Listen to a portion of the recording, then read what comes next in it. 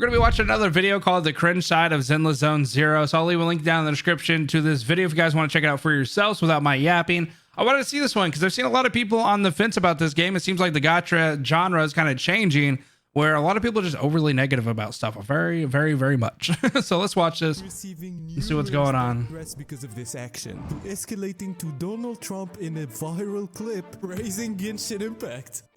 So today we have so many different things to talk about in the cringe side of Zenless Zone Zero. So a couple days ago, I made a video about Zenless Zone Zero, saying that it's not gonna be a main game, and that although people are not gonna quit Wuthering Waves because of it, it's going to be a good game, a fun game that we will enjoy. But if that was, I just think people should just be able to play two different games, man. Like, if you enjoy Wuthering Waves, that's great. Nobody has to pull you away from it to play Zenless Zone. If you want to play both, then play both. Now, of course, you're probably going to be able to put more time and effort into one than the other if you enjoy one more than the other. But I think having more than one gacha game is kind of standard. Most people who are playing gacha games probably play like 3 to 4, honestly. Personally, I can't do that anymore. I used to play quite a bit of them at the same time, but I've reduced it down to like one, which is Wuthering Waves, and I plan on picking up Zenless Zone Zero. So I don't know which one is going to go in terms of like which one gets more time. I imagine since they're like slightly off on the like update structure and stuff like that, we'll probably just play Wuthering Waves, do all of its different stuff, and then jump into Zenless Zone Zero like a week later and do all of its things. So, you know, it'd be kind of a nice little flow of content anyway for myself, so I'll play both. I called out Kuro stands and Genshin stands, which are the exact opposite, and all I said is don't hate on a game that you don't have any idea about. Just wait for it to come out, try it, and if you don't like it, don't play it. I feel like that's such a huge concept that people just cannot get in this world. Like, gacha games are free to play. If you don't like it, you know, you could literally try it out, see if it sways you in one way or the other. And if it doesn't, then don't play it and just quit and move on to the game that you were already playing. Like, it feels like people are like, oh my God, if everybody jumps onto Zenless Zone Zero, Wuthering Waves is going to like not get enough attention or whatever the hell. So they got to defend stuff. And it's like, everything's going to be just fine. People are going to like kind of shift. Obviously the market shifts all the time and people just play whatever they want to play, but it's free to play. So you can try it out. If you don't like it, they're great. Go play something else, I guess. That one video, and it was mostly positively received, and a lot of people were saying that they don't want to play the game because it's a Hoyo game, which is fair. Until I checked my DMs. Why did you cover ZZZ? Oh God. If you make another video, I'll make sure you don't make it to the next one. Oh my God. To my email to check for some sponsors, and one of them is kill yourself. Jumping ship to Hoyo clowns already? It's not even a month, you sucker. You really love your crypto business, huh? And then the cherry on top, I found one of the most hilarious emails I've ever seen. This email is Uma's Musume's creator program, which is a game. So this is an email trying to paint itself as a sponsor. And here we go. Well, let me see. Stupid clown, why did you cover for Me Homo's game? That's a good one. Instead of Me Hoyo, it's Me Homo. Instead of sticking to Wua, I hope Israel bombed your ass. Oh my God. Okay, that's a little insane. Like, I know he's gonna make like kind of a joke out of it, but that's insane that people were even thinking to themselves that that's appropriate to text or message somebody based on the fact that they're covering a different game. It's just so insane how stun locked we are into like one game and having to only play that one game. Like, I kind of get that people don't like Hoyo and the different things, but personally my philosophy has always been I like to play fun games. Now, if hoyoverse is the one who makes that fun game, I'll play. If Kiro makes that fun game, then I'll play. Obviously, there's devs that I like to pay attention to because they typically make fun games that I like to play. So I typically pay attention to those devs because they have a routine of making shit that I like. Now, there's some devs that I pay attention to because they make a routine of making shit that I don't like. So I'm like, okay, this dev is probably not going to make something I like. But every time that there's a new gacha game, I check it out, or I at least look at it to see if it's something that I would want to cover. And if it's not, then I just don't play it. And I don't go to anybody's channel, and I don't go to anybody's comments, and I don't bully people on Twitter to tell them not to play a game because I don't want to play it. Like, who the hell cares, bro? Then don't play it. Like, why are we so passionate about making sure? It's like the whole meme that everybody always sees where somebody's like, oh my God, this game sucks. And they're having fun playing. They're like, hey, did you hear me? I said this game sucks. And then they're still playing. They're like, stop having fun. That's the one that I always think of when it comes to shit like this. It's like, just like, let him play, dude. I tweet and I responded, of course, with the same level. So I said, I'm receiving death threats because I made a video about ZZZ. I know that the photo doesn't show a death threat, so I followed it up. And I said, I don't know who that is, but I'm not from the Middle East to insult me like that. And to quote Dantes, I don't know if I can say that on YouTube. And as I said, I followed it up by another one, which says, you better kill yourself before I find you. Thinking joking, you're funny. We'll We will see. we'll And let me be see. clear, these messages don't actually affect me. I actually just keep laughing when I read them because it's like you took the time to do all of that to send that one message and tried to show yourself as a sponsor. But I also made the tweet because of a couple reasons. First, because it's funny. Secondly, to show that we will respond with the same level and even worse to these stupid haters in the gacha community. And lastly, I wanted CCs to see that, and I'm happy that some of them saw it. Maybe I do not care about that, but I know that other CCs can be affected mentally with these types of messages. That's actually what I was about to say. So I'm glad he brought it up. So as much as like we can joke about it and laugh about it, there are people who are maybe new to the scene or kind of like relatively small, and they get like emails like that and they get really persuaded to not do stuff because a large, you know, like minority, basically, it's kind of weird to use the word large there, but it's just like a large amount of people who speak out the loudest that are very, very negative, and they fill up people's comment sections and they make these people kind of make choices on their stuff. And if you are a brand new CC or a person who is a little bit more of a thinner skin type of person when it comes to like comments like this and stuff like that, I urge you to, first off, maybe just check comments like once a week or something like that. If you check them every single day, it will wear you out. So if you go in there, like you're going to sit down for like an hour a day and you're going to make sure that you kind of thicken your skin for that hour that day. And you're going to be like, okay, I'm going to make sure I'm going to check these comments. There's going to be comments in here that I don't necessarily like, and I'm going to check them. You know, I've kind of done that myself once in a while, but I've kind of thickened my skin a little bit. Typically though, when you get comments like this, there are just people who are very, very mad and upset and just don't really have much going on in their life. So they have to be so negative towards other people because they don't know what else to do. And they want the attention. They want kind of to piss people off, and they want to kind of get a reaction. So if you really genuinely do like covering different games like Zenless Zone Zero and stuff like that, maybe you're covering Weather Ways, or maybe you plan on doing both. Just do both if that's what you enjoy doing, and make sure to keep doing it if you enjoy doing it. Okay.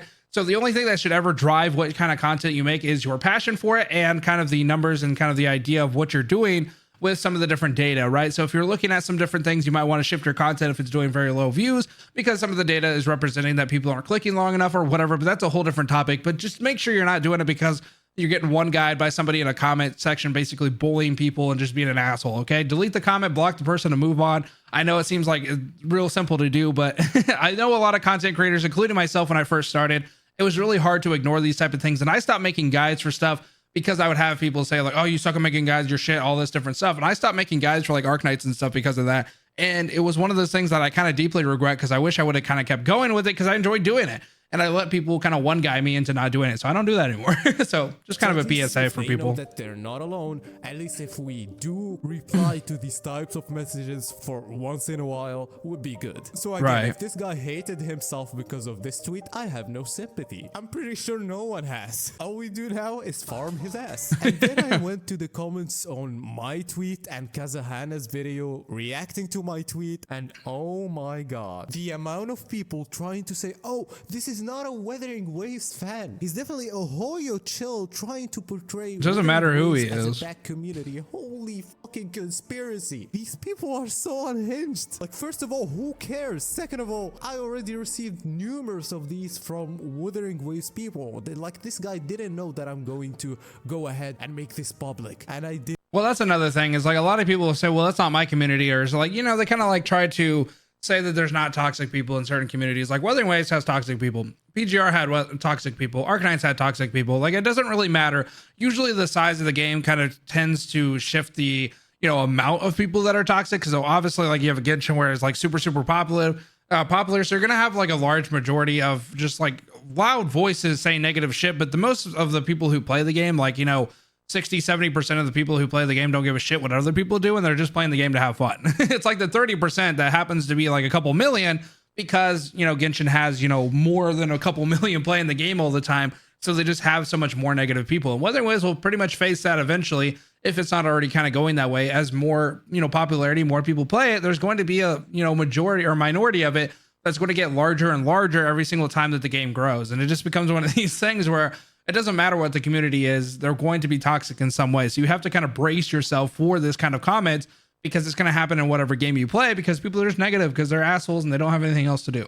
It's basically what it is. A lot of messages, so I don't care which community that came from, but this it doesn't also matter. showed how a lot of these stands are trying so hard to defend their company and community. Okay, my $1 billion game. Wuthering community is mostly supportive. That's one of the best communities in gacha games. It's mostly very good, but to try to paint that none of them is mentally ill and none of them came from Genshin already, like, what are we doing here? And also, I received a lot of comments saying that, oh, this video is trying to compare two games that can't be compared. Okay, let's break this. First, I would say that Wuthering Waves and Zenless Zone Zero are 100% contenders now. Okay, they're not the same, and they're not going for the exact same player base, but most gacha games are competing, okay? There's a big reason why Kuro tried to push the 1.1 update. And speaking of that shit was peak cinema with 1 hour of unneeded yapping. I started to play it, bro. Some of these people said that this is a bad comparison. I wanted to compare Wuthering Waves with Genshin Impact. So I mean, theoretically, you can compare any game to any game, right? I mean, it doesn't necessarily have to be a 1-to-1. You don't always have to find a game that's like,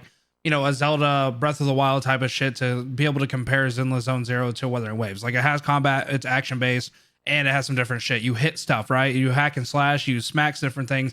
You can compare that. Now, can you compare it to a deeper level where it's like, you know, you have rotations, you have open world, all that different stuff? Obviously, you wouldn't compare an open world game to a game that's like instance based when it comes to the actual world, but you can compare different things of like the caliber of combat or like kind of the character designs, the world feel, the story. Like, there's different things. Like, it has a story. They both have stories. You can compare that. Like, it's weird that people think that you can't compare based on certain things. Now, do people get kind of over the top and they compare every little thing and then they dog on one or the other? Yes, that happens all the single time. Now, I don't think necessarily comparing games is like a bad thing in the right way. Like, basically for comparing it for kind of the, you know, I liked it when Zenless Zone Zero did this. That'd be cool if Wuthering Waves kind of added that or whatever. But when people start dogging on one or the other, it kind of sucks. But, you know, you can definitely compare shit. Donald Trump, do you think that Wuthering Waves did he actually do better that? than Genshin Impact? Damn it, Steelwork, that's the dumbest comparison I've heard all day. Oh, come on. Wuthering Waves better than Genshin Impact? Give me a break. Wuthering Waves couldn't even make a splash in a puddle compared to the tremendous success of Genshin Impact. It's like comparing a limp noodle to an electrifying explosive fireworks show. Okay, I didn't expect Donald Trump to be a mint picker. And let me tell you something, Steelwork. This numbskull, I Biden, can't even comprehend what we're talking about right now because his brain is more scrambled than my eggs in the morning. And so I want to say that I'm allowed to post whatever I want. Right. It's not like I'm trying to put this in front of you and forcing you to look at it. That's the weird part about people. And you're getting upset over it. If you don't like somebody on the internet or a content creator, just block them. Like, yeah, just don't watch their shit. It's that easy. Is this person a fan or a hater? And like, a lot of this side of this community is very cringe. And I know that most people like what I'm doing, trying to expose every extreme part of it. Either people who are Hoyo stands or Kuro stands or any stands in general. Because what these people attempt to do is try to put down your opinion, and so they try to make theirs seem better, which is so cringe. Like, again, I don't... Well, it's like we live in a day and age where people just cannot handle being disagreed with and they take it as like a personal attack. I've said this over Twitter a couple of different times.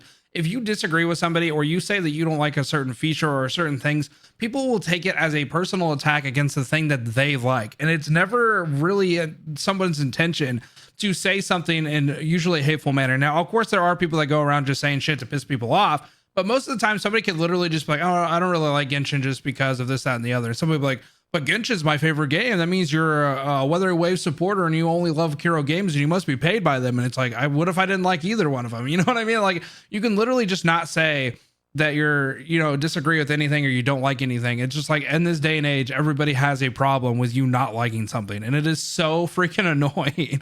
It's just, I don't know, dude. It gets so out of hand. I'm glad that I tried Honkai Star Rail. Like, I like the game. So I'm not gonna go ahead and not play Zenless Zone Zero knowing that I will have fun for free. Like, holy shit. Oh my God, what would we do if we had fun for free? People that just do not want to play the game, and it's their opinion. They didn't like how the game looked. Like, okay, there's no problem with these people. I'm just saying people who try to say that, okay, Wuthering Waves is just better and Hoyo equals bad, which is not so wrong, but I'm never going to play this game even though I have no idea what this game is and I saw just one trailer. It's just stupid. And to be fair, the latest live stream for the game was kinda mid. It didn't give anything that new. It also wasn't bad. It had some good trailers, but it just mid. By the way, can we have one adult in the game? Of course, you know that I'm farming here. This is a minority. As I said, most of the community is good or at least normal people. And I have the idea that the reason why people... The thing is, Twitter like kind of makes it seem like those are the only freaking people in the world. I'm not gonna lie.